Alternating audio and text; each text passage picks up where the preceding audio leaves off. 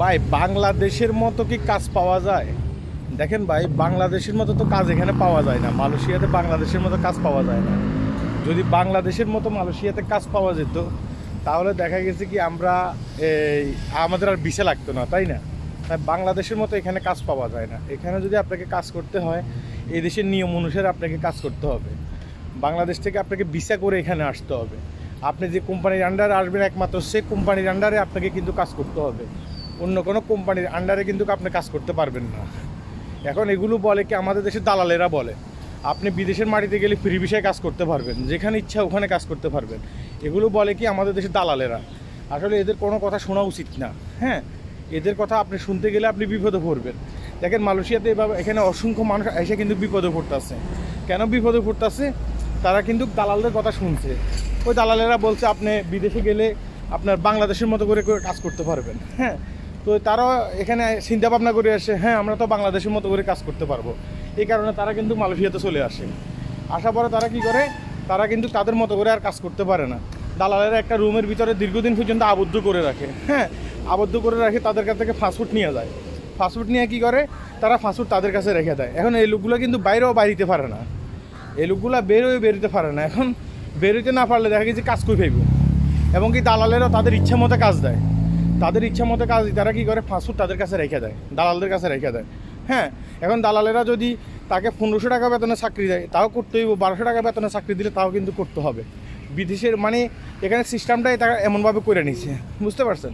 তো আগামীতে যদি কখনও মালয়েশিয়াতে আসতে চান, আমি শুধু আপনাদেরকে এটা বলবো যে আগামীতে যদি কখনও মালয়েশিয়াতে আসতে চান, হ্যাঁ অবশ্যই সঠিক একটি কোম্পানি দেখে আপনি মালয়েশিয়াতে আসবেন। সঠিক কোম্পানি না দেখে আপনি মালয়েশিয়াতে আসবেন না। সঠিক কোম্পানি না দেখে যদি মালয়েশিয়াতে আসেন তাহলে আপনি বিপদে পড়বেন।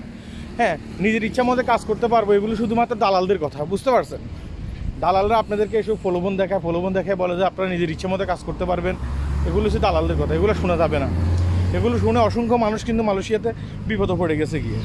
হ্যাঁ, তো আপনিও কি চাননি আপনি বিপদে পড়েন মালয়েশিয়াতে? এসব দালালদের কথা শুনে, এসব দালালদের কথা শোনা যাবে না। হ্যাঁ, তো আর বিশেষ একটি কথা বলি, যারা এখন বর্তমানে মালয়েশিয়াতে আছেন, যারা অবৈধ আছেন, তারা খুবই সাবধানে থাকবেন। দেখেন মালয়েশিয়াতে মানে বিভিন্ন জায়গায় কিন্তু এখন রেড দেওয়া হচ্ছে। বিভিন্ন জায়গায় রেড দিয়ে দেখা গেছে কি পুলিশ ধরে নিয়ে যায়। হ্যাঁ, আপনার যদি ভিসা না থাকে তাহলে অপ্রয়োজনে কিন্তু আপনি যে জায়গায় কাজ করেন সেই জায়গায় অবস্থান করেন, সেই জায়গা থেকে আপনি বের হবেন না। আপনি যদি সে জায়গা থেকে মানে বের হন তাহলে দেখা গেছে কি আপনি পুলিশের হাতে, ইমিগ্রেশনের হাতে আপনি গ্রেপ্তার হতে পারেন।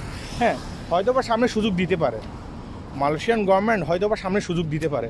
তো মালয়েশিয়ান গভর্নমেন্ট সামনে যদি সুযোগ দেয়, আশা করি সে সুযোগের আয়ত্ত আপনিও চলে আসতে পারেন। হ্যাঁ, কিন্তু এখনও শিওর না দেবে কি না, কিন্তু দিতে পারে। যদি দেয় এটার আয়ত্তে কিন্তু আপনিও আসতে পারেন। তো আপনি এখন সাবধানে থাকবেন, আমি মনে করবো যে হ্যাঁ বের হয়ে যাবেন না। আর যেহেতু দীর্ঘদিন পর্যন্ত অপেক্ষায় আছেন, আর কিছুদিন অপেক্ষায় থাকেন, সুযোগ আশা করি আপনারা পাবেন। হ্যাঁ, তো আমি দেখতে চলে আসছি, আমি যেখানে যাওয়ার কথা ছিল সেখানে চলে আসছি। এটা আর বেশি দূর না, আপনারা দেখতেছেন সামনে এটাকে কি বলে, কেলসিসি টুইন টাওয়ার। হ্যাঁ, এটা আমি যেখানে থাকি ওই এরিয়ায়, এটা বেশি দূর না, যে এরিয়া থাকি আমি ওখানে চলে যাচ্ছি। তো সবাই ভালো থাকবেন, কথা হবে অন্য কোনো সময় অন্য কোনো ভিডিওতে। হ্যাঁ, আল্লাহ হাফেজ।